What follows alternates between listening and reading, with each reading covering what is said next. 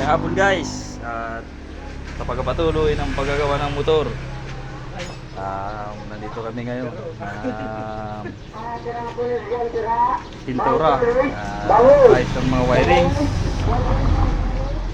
Ginawan ko ng tungtungan ng aki ng bata.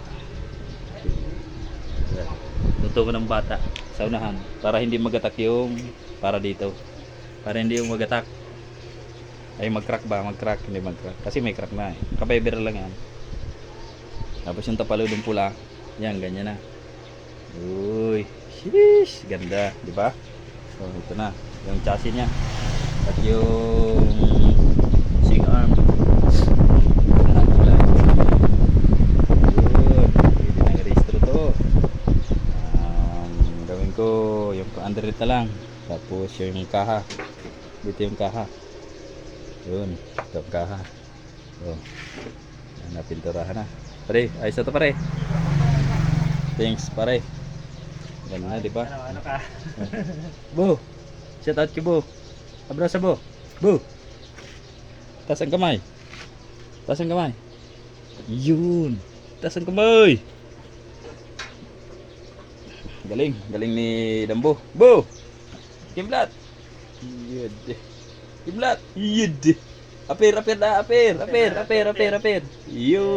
Apir pa, sarap pa. Barkada na kita. Yan. Oh, ang galing mo, Bo. Shout out kay Bo. Ka. Ayan, oh. Yan. Gusto kayo, nag-apiran siya para tropa ka mo.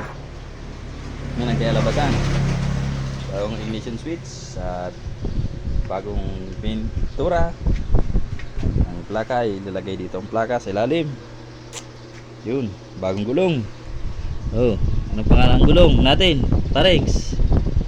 Anong pangalan ng gulong? Ha? Ha? KRX. Shout out sa KRX na KRX tire.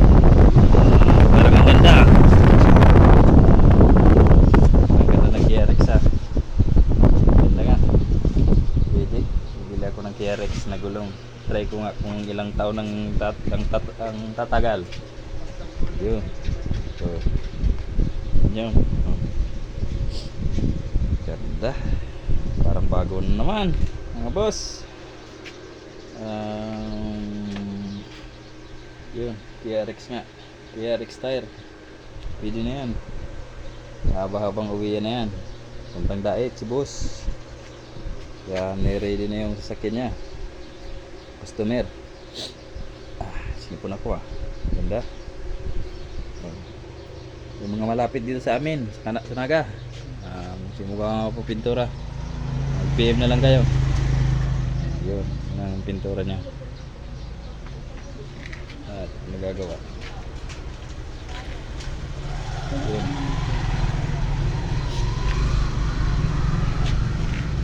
Bidyan ko lang mamaya ang sunod na kabanata. Bidyan ko lang ulit mga boss. Shout out. Okay. Thank you. Thank you, boss. Parengs.